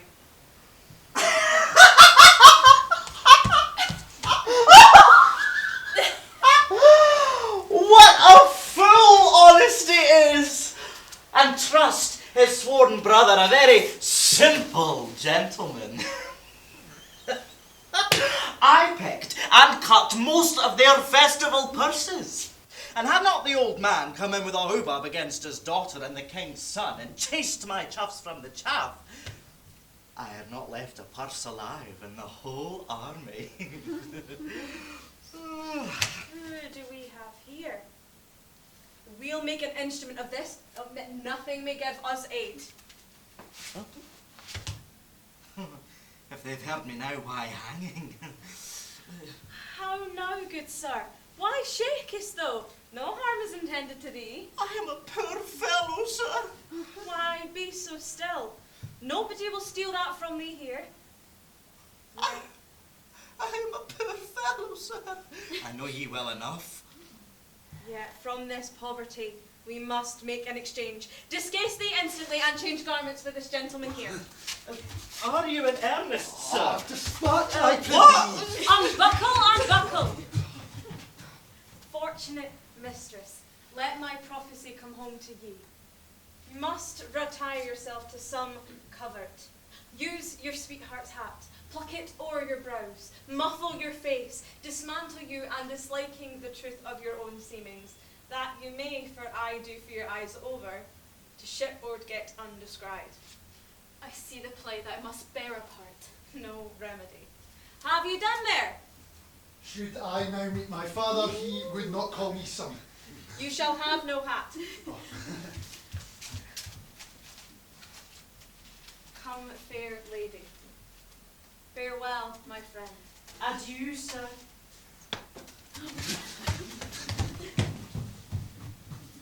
What I do next is to tell the king of this escape, whither they are bound, to force him after, in whose company I shall review Sicilia, for whose sight I have a woman's longing. I understand the business. I hear it. To have an open ear, a quick eye, and a nimble hand is necessary for a cut purse. A good nose is requisite also to smell out work for the other senses. I see this is the time that the unjust man doth thrive. Sure the gods do the sheer connive at us, and we may do anything extempore. The prince himself is already a piece of iniquity, stealing away from his father with his clog at his heels. If I thought it were a piece of honesty to acquaint the king with all, I would not do it. I hold it the more knavery to conceal it. And therein am I constant to my profession. Here is one man of the hot brains. See, what a man you are now. There is no other way but to tell the king she's a changeling, and none of your flesh and blood. Nay, but hear me. Nay, but hear me. Go on, then. She being none of your flesh and blood has not offended the king, and so your flesh and blood is not to be punished by him. Go show those things you found about her, those secret things, all but what she has with her. This being done, go let the law whistle, I warrant you. I will tell the king all, every word, and his son's pranks too, who I may say is no honest man, neither to his father nor to me, to go about to make me the king's brother-in-law. Aye, brother-in-law was the farthest off you could have been to him, and your blood had been dearer by I know how much an ounce. Very wisely, boys. Well, let us to the king. There is that in this fardel will make him scratch his beard. I know not what impediment this complaint may be to the flight of my master. Pray heartily he be at palace. Though I am not naturally honest, I am so sometimes by chance. How now, rustics? Whither are you bound? To the palace, and it like your worship. Your affairs there, what, with whom, the condition of that fardel, your places of dwelling, breeding, names, ages, and anything else fitting to be known, discover. Oh, we are but plain fellows, sir. Ah, a lie! You are rough and hairy. Let me have no lying. Are you a courtier, sir? I am.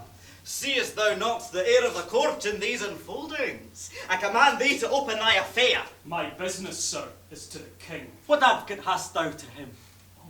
I know not. This cannot be but a great courtier.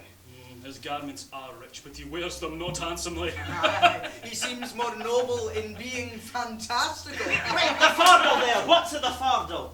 Wherefore that box? Sir, there are such secrets in this fardellen box which none must know but the king, and which he shall know within this hour, if I may come to the speech of him. Age, thou hast lost thy labour. Why, sir? The king is not at the palace. He's gone aboard a new ship to purge melancholy and air himself. For if thou beest capable of things serious, thou shalt know the king is full of grief. So 'tis said, sir, about his son that should have married a shepherd's daughter. If that shepherd be not in hand fast, let him fly. The curses he shall bear, the torture he shall feel will break the heart of man, the back of monster. Think you so, sir? Not he alone shall suffer what wit can make heavy and vengeance bitter, but all those who are journeying to him, though they be 50 times removed, shall all come under the hangman, which, though it is great pity, is necessary. Ah! An old sheep whistling rogue, a ram tender, to offer to have his daughter to grace. Some say he shall be stoned, but that death is too soft for him, says I. Oh, has the old man a son, sir, do you hear? And like you, sir? Oh, he has a son. Oh, Who shall be flayed alive, then anointed over with honey, set on the head of a wasp's nest, then stand till he be 3/4 in a dram dead, where he is to behold him with flies blown to death. But what talk we of these traitorly rascals, whose deaths are to be smiled at, their offences being so capital? So tell me, since you seem to be honest and plain men, what have you to the king? Being something gently considered, I'll bring you aboard his presence, tender your persons to him, whisper him in your behalfs. And if it be a man besides the king to best effect your suits, here is man will do it. Remember, stoned and flayed alive. Thank you. We must to the king and show him this strange sight, else we are gone. Sir, we'll give you gold when the business is performed, and remain your pawn till it be brought you. I will trust you. Walk towards the seaside, go on the right hand. I will but look upon the hedge and follow you. Oh, we are blessed in this man. Let's before he bids us. Oh, he was provided to do us good. Now, had I not the mind to be honest, I see fortune would not suffer me. I am courted now with a double occasion gold, and the means to do the prince my master good, which, who knows how it may turn to my advancement. I will bring these two moles, these blind ones, aboard him.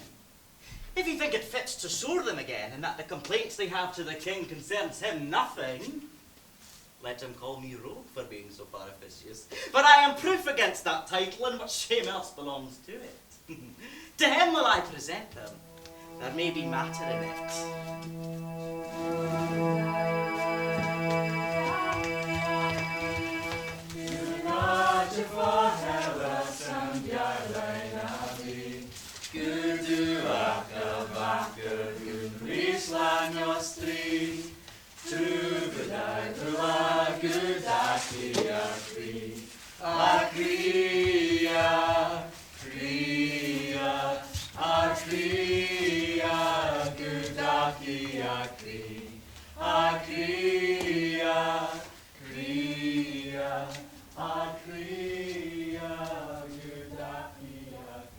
Sir, you've done enough.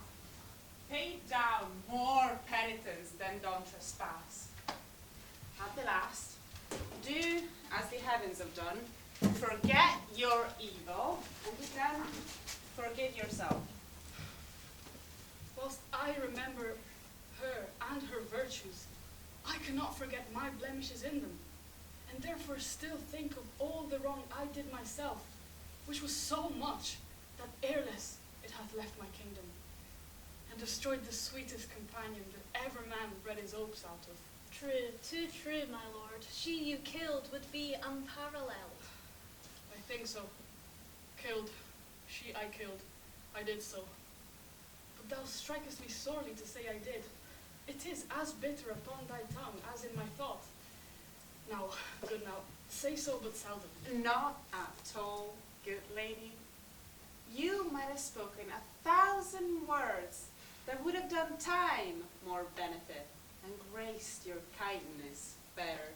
You were one of those would have him wed again. If you would not so, you pity not the state, nor the remembrance of his most sovereign name.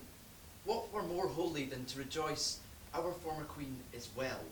What holier than for royalty's repair, for present comfort and for future good, to bless the bed of majesty again, with a sweet bellow to it? There is none worthy respecting her that's gone.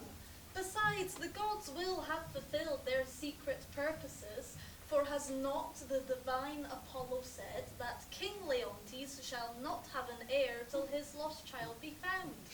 Which that it shall is all as monstrous to our human reason as my Antigonus, to break his grave and come again to me. 'Tis your counsel, my lord, to the heavens be contrary, oppose against their wills. Care not for issue, the crown will find an heir. Great Alexander left his to the worthiest, so his successor was like to be the best.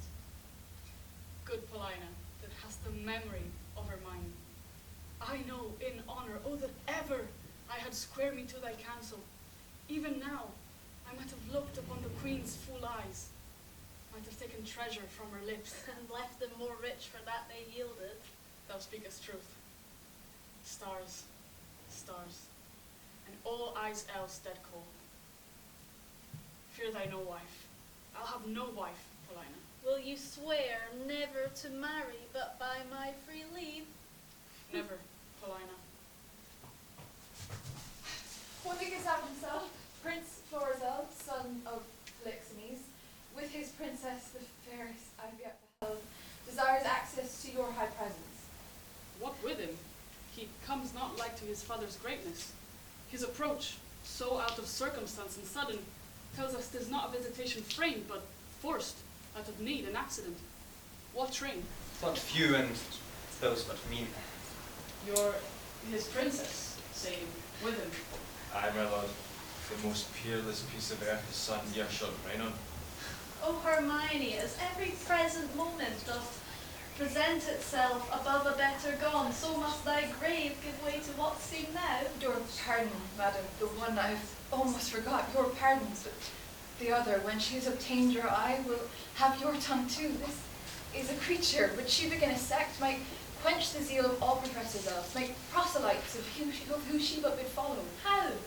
Women will love her, that she is a woman of more worth than any man. Men, that she is the rarest of all women. Go, Cleomenes.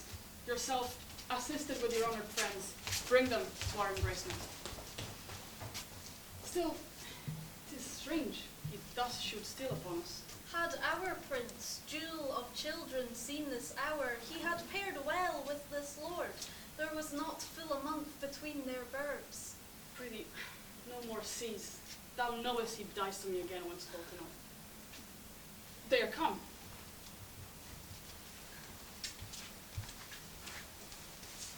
Your mother was most true to wedlock, prince, for she did print your royal father off conceiving you. Were I but 21, your father's image is so hitting you, his very heir, that I should call you brother as I did him. Most dearly welcome. And you, fair princess, goddess, oh alas, I lost a couple that betwixt heaven and earth might have thus stood, begetting wonder as you, gracious couple, do. And then I lost all mine own folly, the society, amity too, of your brave father, whom I desire in my life once more to look on him. By his command have I touched here, Cecilia, and from him give you all greetings that king at friend consent his brother. And but affirmity which waits upon worn times hath something seized his wished ability. He himself had the lands and waters twitch your throne, and his measure to look upon you whom he loves. Oh, my brothers, good gentlemen, the wrongs I have done thee stir afresh within me. Welcome hither, as is the spring to the earth. Most royal sir, a prosperous south wind friendly we have crossed to execute the charge my father gave me for visiting your highness, and my arrival and my wife's in safety here where we are. The blessed gods purge all infection from the air whilst you do climate here. You have a holy father, a gracious gentleman, against whose person, as sacred as it is, I have done sin, for which the heavens, taking angry note, have left me issueless. My lord, Bohemia greets himself for me, desires you to attach his son from whose both his dignity and his duty cast off, fled from his father, from his hopes, and from his shepherd's daughter. Where's Bohemia? Speak. Here in your city, I now come from him. I speak amazedly, and it becomes my marvel and my message.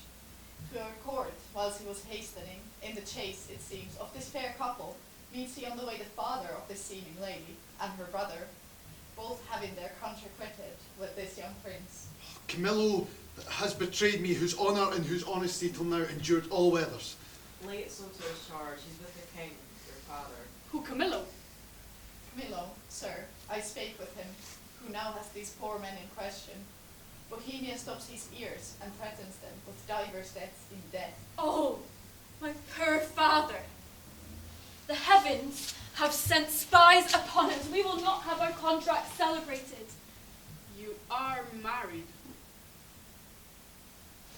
We are not, sir, nor are we like to be. The stars I see shall kiss the valleys first, the odds for highs and lows alike. My lord, is this the daughter of a king? She is, when once she is my wife. That once, I see from your good father's speed, will come on very slowly. I am sorry, most sorry, you have broken from his liking. Dear, look up. Though fortune visible and enemy should chase us with my father, power no jot hath she to change our loves. Beseech you, sir, remember since you owed no more to time than I do now, With thought of such affection, step forth mine advocate. A true request my father will grant, precious things as trifles. I will to your father. Your honor not overthrown by your desires, I am friend to them and you, upon which errand I now go towards them. Therefore follow me, and mark what way I make. Come, good my lord.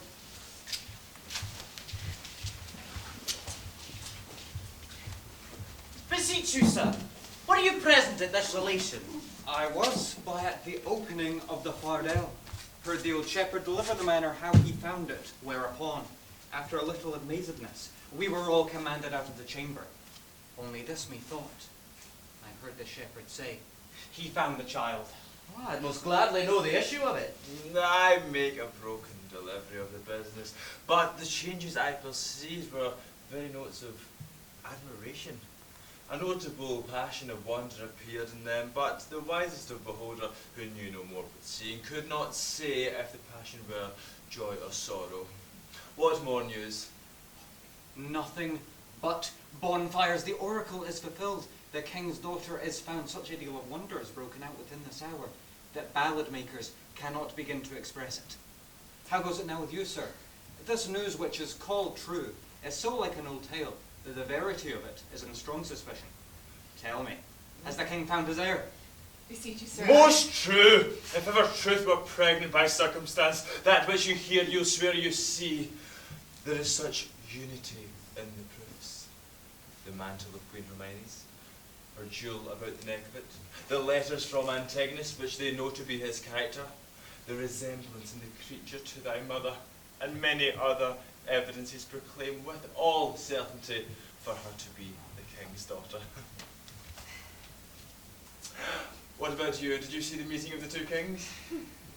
No. Then you have lost a sight which was to be seen, cannot be spoken of. Then might you have beheld one joy crown another. There, our king, being ready to leap out of himself for joy of his new-found daughter. And then cries, oh, thy mother, thy mother.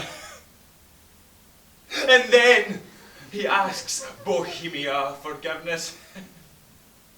And then... What were you became of Antigonus that carried hence the child? Antigonus, he was eaten by a bear, and the princess, hearing of her mother's statue, it is so near to her mind that you can practically see her breathe. It was first, where are you going? It was first, and it was by this Italian master, Filio Romano. Now, had I not the dash of my former life in me, would preferment drop on my head. I brought the old man and his son aboard the prince, told him I heard them talk of a fardell, and I know not what. But he at that time were fond of the shepherd's daughter, so he then took her to be. He began to be much seasick, and himself little better, extremity of weather continuing, did this mystery remain undiscovered. But 'tis all one to me. For had I been the finder out of this secret, it would not have relished amongst my other discredits. And here come those I have done good to against my will, and already appearing in the blossoms of their fortune. Come, boy. I am past more children, but thy sons and daughters will be all gentlemen born. You are well met, sir. You denied to fight with me this other day because I was no gentleman born. See you these clothes? Say you see them not, and think me still no gentleman born. You had best say these robes are not gentleman born, sir. I beg you, say I am not a gentleman born still. I know you are now, sir, a gentleman born. Aye, and have been any of these. 4 hours. Sure have I, boy. So you have, but I was a gentleman born before my father. For the king's son took me by the hand and called me brother, and then the two kings took my father's hand and called him brother, and then the princess my sister and the prince my brother called my father father, and so we wept, and they were the first gentleman-like tears that ever we shed. We may live some to shed many more. Aye, as 'twere hard luck, being in so preposterous a state as we are. Oh, I'm so... I humbly beseech you, sir, to pardon me all the faults I have committed against your worship, and to give you your good report to the prince, my master. Prithee, son, do, for we must be gentle, for now we are gentlemen. Thou wilt amend thy life? Aye, and it like your good worship. Give me thy hand. I will swear to Prince Florizel that thou art as true a fellow as any is in Bohemia. You may say it, but not swear it. Not swear it. Now I am a gentleman. Let boors and franklins say it. I'll swear it. How if it be false, son? Oh, if it be ne'er so false, any true gentleman shall swear it on the behalf of his friend. Hark! The kings and princes, our kindred, are going to see the Queen's picture. Come, follow us, we'll be thy good masters.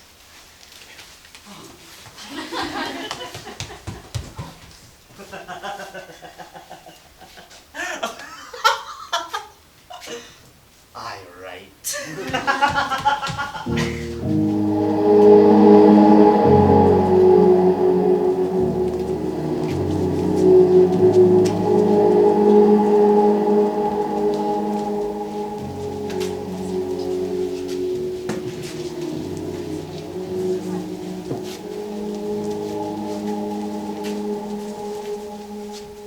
Good Paulina, we honor you with trouble, but we came to see the statue of our queen.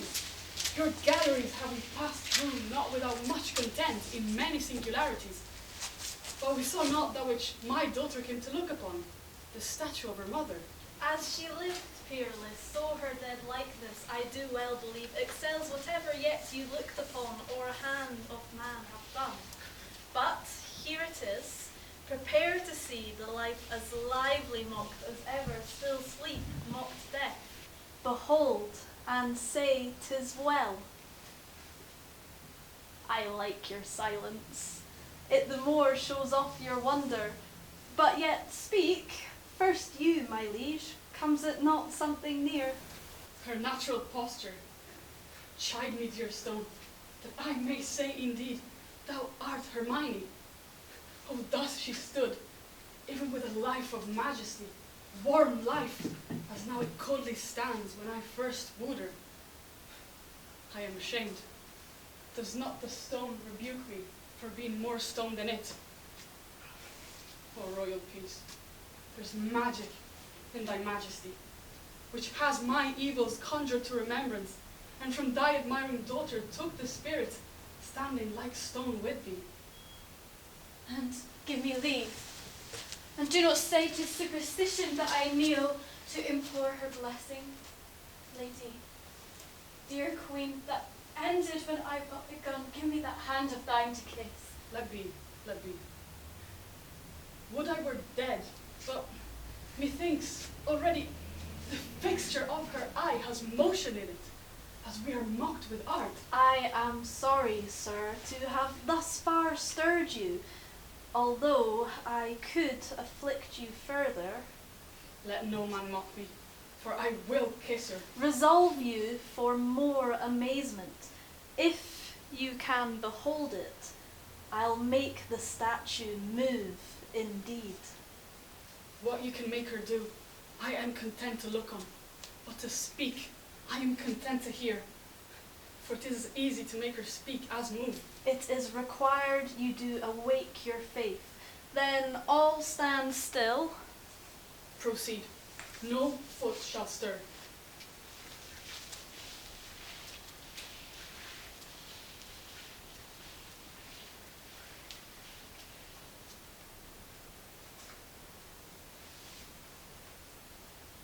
Present your hand. When she was young, you wooed her.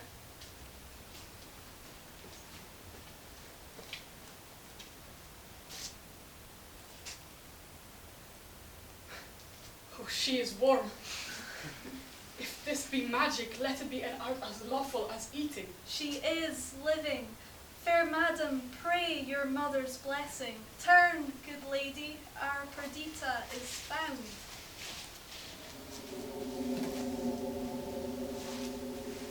You gods, look down and from your sacred vials pour your graces upon my daughter's head. Go together, you precious winners all, your exaltation partake to every one. Left from this lady. What? Look upon my brother. Both your pardons, that ever I put between your holy looks, my own suspicion. This is your son.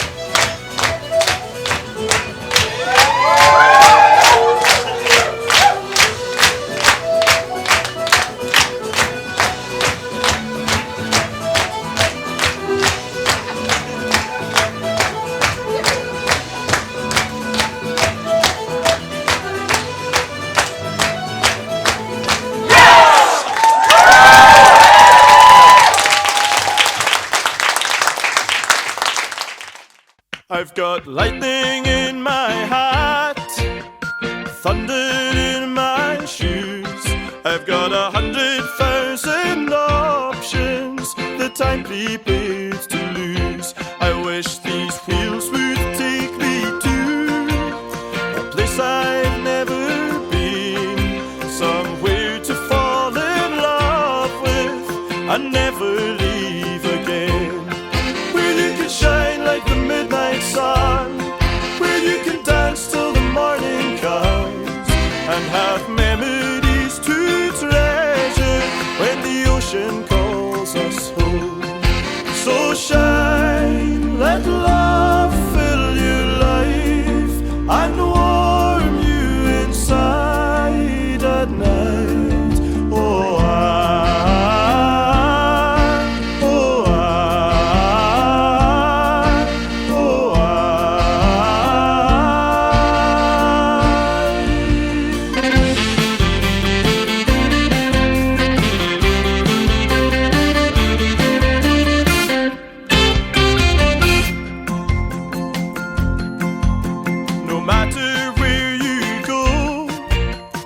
matter what you do, you never can find true love, or true love it finds you. Where you can shine like the midnight sun, where you can dance till the morning comes, and have memories to treasure when the ocean calls us